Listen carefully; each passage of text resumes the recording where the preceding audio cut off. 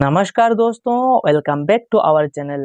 तो देखिए, हम JKPSC 10+2 एग्जाम के पॉलिटिकल साइंस पेपर के लिए कुछ इम्पोर्टेंट क्वेश्चंस को डिस्कस कर रहे हैं और इस सीरीज में हम टोटल 1000 क्वेश्चंस को डिस्कस करेंगे। ऑलरेडी हम 200 क्वेश्चंस को डिस्कस कर लिए हैं। तो अगर आप पहले वाले वीडियोस नहीं देखे हैं तो चैनल पर जाकर देख सकते हैं या फिर डिस्क्रिप्शन पर लिंक दे दूंगा, वहां से चेक कर सकते हैं। तो वीडियो शुरू करने से पहले एक इम्पोर्टेंट इन्फॉर्मेशन, अगर आप अपने प्रिपरेशन को और भी ज़्यादा मजबूत करना चाहते हैं और अपने कंसेप्चुअल क्लियरिटी लाना चाहते हैं तो आप हमारे CUET PG और UGC नेट कोर्सेज को बाय कर सकते हैं। इससे आपके प्रिपरेशन और भी ज़्यादा अच्छा हो जाएगा। और कोर्सेज के लिए आप हमारे ऐप और वेबसाइट पढ़ो तो इससे विजिट कर सकते हैं। और अगर आप भोबेश 10 कूपन कोड को यूज करेंगे तो आपको 10% डिस्काउंट भी मिलेगा। और अगर आप इस वीडियो के PDF चाहते हैं तो ये PDF भी आपको पढ़ो तो ऐसे ऐप पर मिल जाएंगे। तो ठीक है, वीडियो को शुरू करते हैं। तो देखिए, first question, who is associated with the 22 thesis on radical democracy. तो 22 थेसिस ऑन रेडिकल डेमोक्रेसी, इससे कौन से थिंकर जुड़े हुए हैं? महात्मा गांधी, जवाहरलाल नेहरू, MN रॉय और अंबेडकर। इसका जो करेक्ट आंसर है वो है MN Roy. MN Roy 22 thesis on radical democracy से जुड़े हुए हैं। ठीक है, नेक्स्ट क्वेश्चन को देखते हैं। तो MN रॉय रेडिकल ह्यूमनिज्म की बात किए थे, याद है ना, पहले डिस्कस किया था।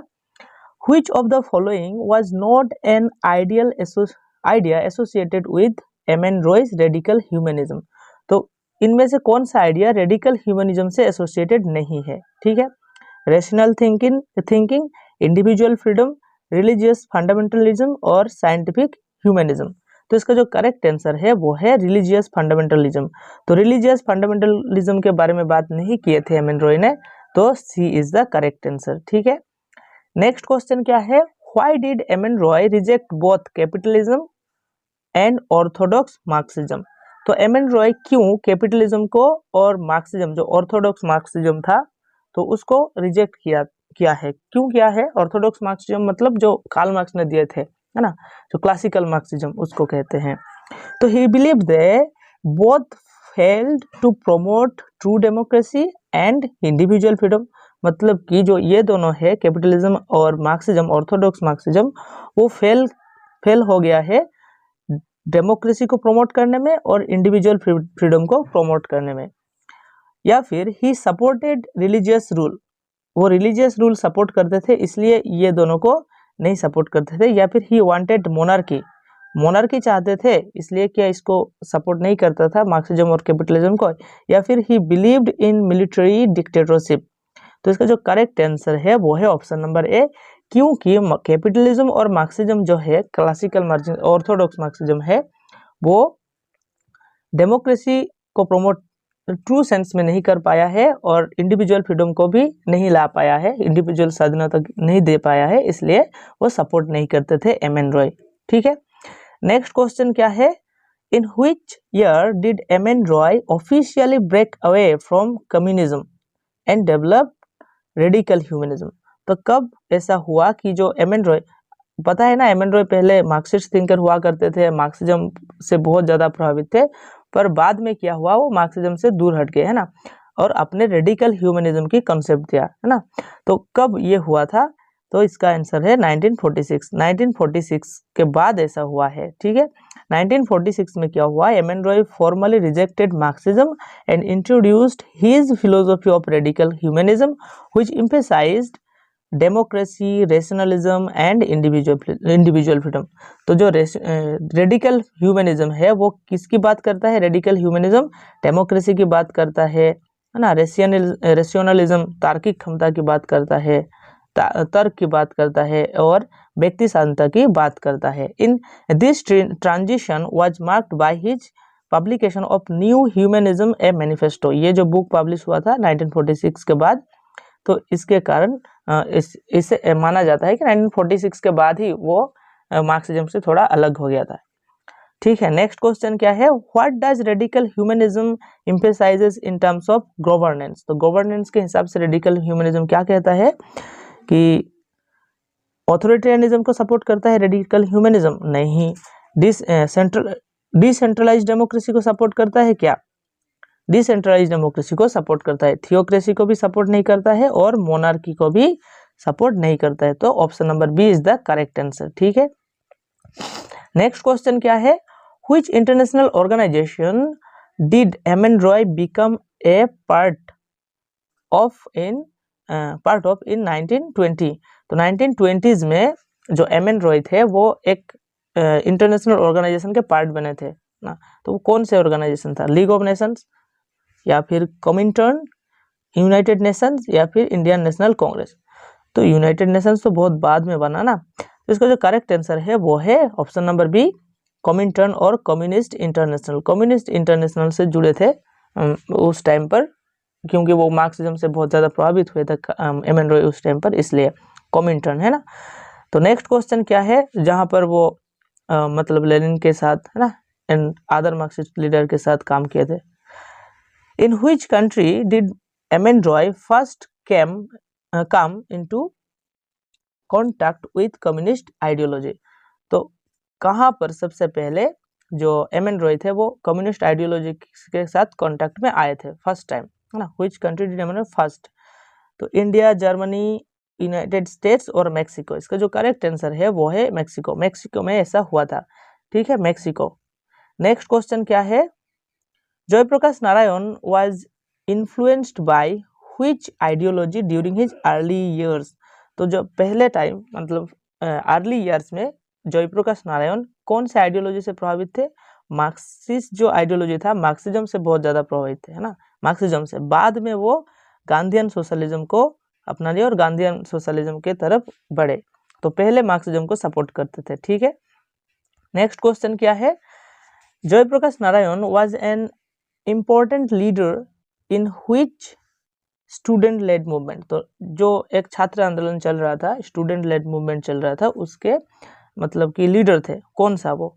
तेलंगाना रेवोल्यूशन, बिहार मूवमेंट, चिपको मूवमेंट, या नर्मदा बचाओ आंदोलन? तो इसका जो करेक्ट आंसर है वो है बिहार मूवमेंट, 1974 बिहार मूवमेंट। इसको याद रखना, 1974 बिहार मूवमेंट। ठीक है, नेक्स्ट क्वेश्चन क्या है, Jayaprakash Narayan played a crucial role in forming which political party in 1977? तो 1977 में एक पॉलिटिकल पार्टी जो फॉर्म हुआ था, उस पार्टी को फॉर्म होने में इंपॉर्टेंट रोल प्ले किए थे, एक क्रूशियल रोल प्ले किए थे। कौन सा पार्टी था? Bharatiya Janata party, communist party of India, या फिर बहुजन समाज पार्टी? तो इसका जो करेक्ट आंसर है वो है ऑप्शन नंबर बी, जनता पार्टी। जनता पार्टी के लिए एक क्रूशियल रोल प्ले किए थे फॉर्मेशन में 1977 के time. In which book did Jayaprakash Narayan outline his views on socialism? तो सोशलिज्म के जो व्यूज थे जेपी नारायण के, तो कौन से बुक में वो मतलब कि दिए हैं सोशलिज्म के व्यू? डिस्कवरी ऑफ इंडिया, ये तो किसकी बुक है? ये नेहरू की बुक है। व्हाई सोशलिज्म, प्रिजन डायरी, या टोटल रिवॉल्यूशन? तो व्हाई सोशलिज्म के सोशलिज्म बुक में वो सोशलिज्म की बात कर रहे हैं। ठीक है, बात किए हैं। ठीक है, नेक्स्ट क्वेश्चन क्या है, जेपी मतलब जयप्रकाश नारायण वाज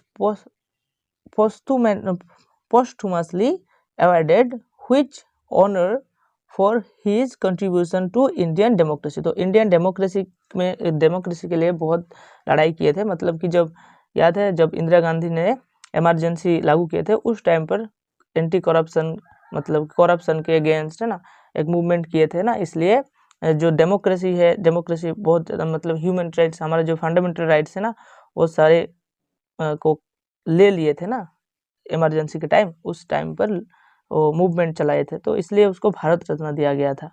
ठीक है, नेक्स्ट क्वेश्चन क्या है, तो भारत रत्न 1999 में दिया गया था फॉर इज मतलब इंडियन डेमोक्रेसी को प्रिजर्व करने के लिए, मतलब लड़ाई करने के लिए उसके अगेंस्ट, इंदिरा गांधी के अगेंस्ट उस टाइम इमरजेंसी के time. Which newspaper was founded by Maulana Azad to promote nationalist ideas? हरिजन, अल हिलाल, केसरी, या यंग इंडिया? तो इसका जो करेक्ट आंसर है अल हिलाल। अल हिलाल, इसको याद रखना, मौलाना आजाद। नेक्स्ट क्वेश्चन क्या है, in which year did Maulana Azad become the president of the Indian National Congress? तो इंडियन नेशनल कांग्रेस के प्रेसिडेंट बने थे मौलाना आजाद, कब बने थे?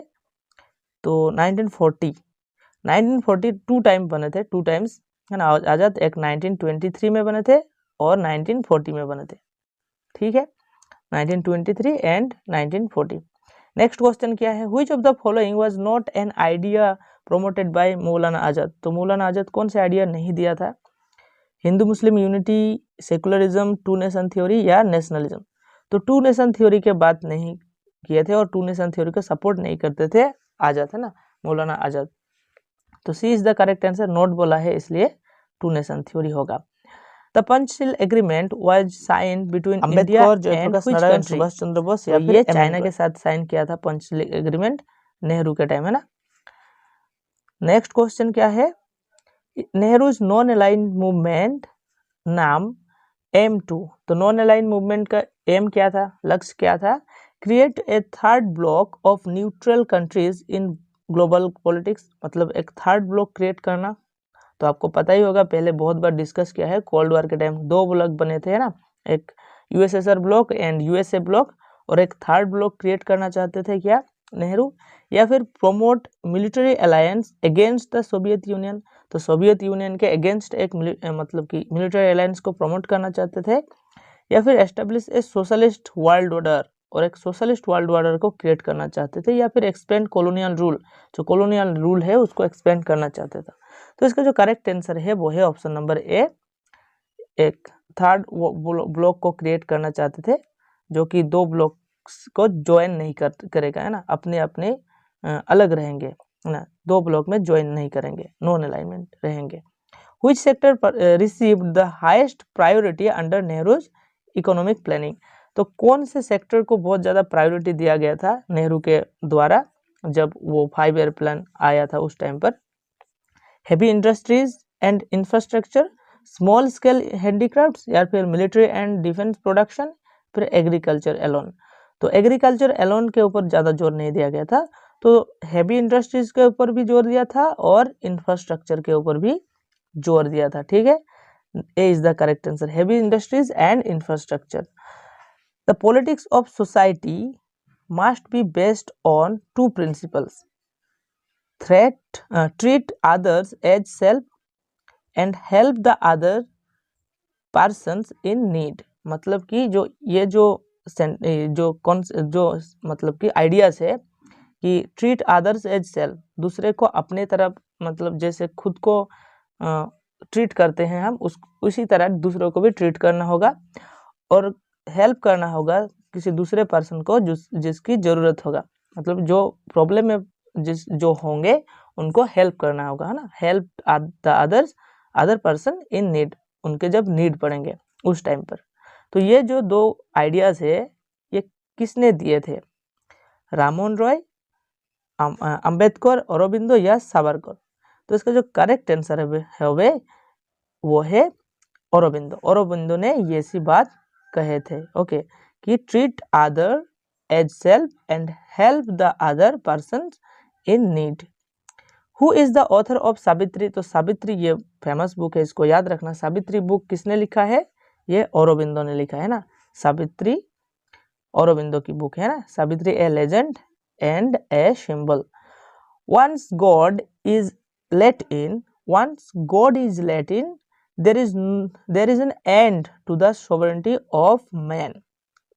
क्या है, once God is let in, there is an end to the sovereignty of man। Who said this। ये जो सेंटेंस है ये किसने कहा है, ये स्टेटमेंट किसने कहा है, B.R. अम्बेडकर, विवेकानंद, अरबिंदो या M.N. रॉय।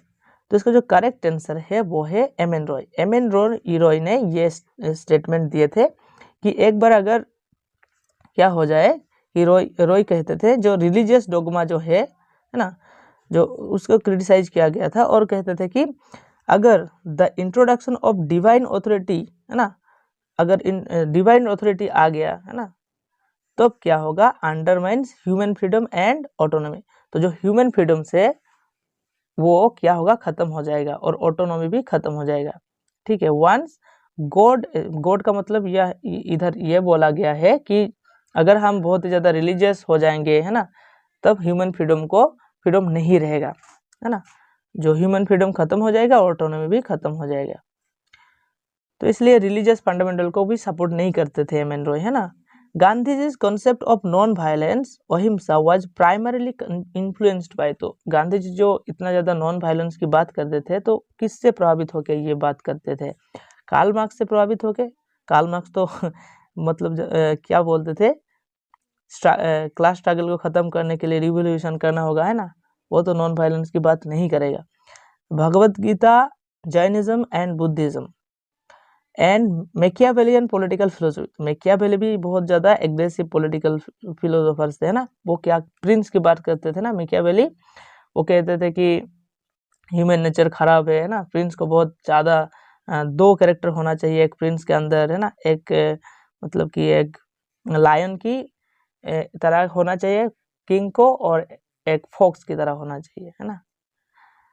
तो ये भी नहीं होगा यूरोपियन मिलिट्री स्ट्रेटेजी, तो भगवत गीता से, है ना, Bhagavad Gita and Jainism and Buddhism से प्रभावित थे होके नॉन वायलेंस की बात करते थे। गांधीजी's आइडिया ऑफ ट्रस्टीशिप, तो ट्रस्टीशिप का आइडिया क्या था गांधी जी के?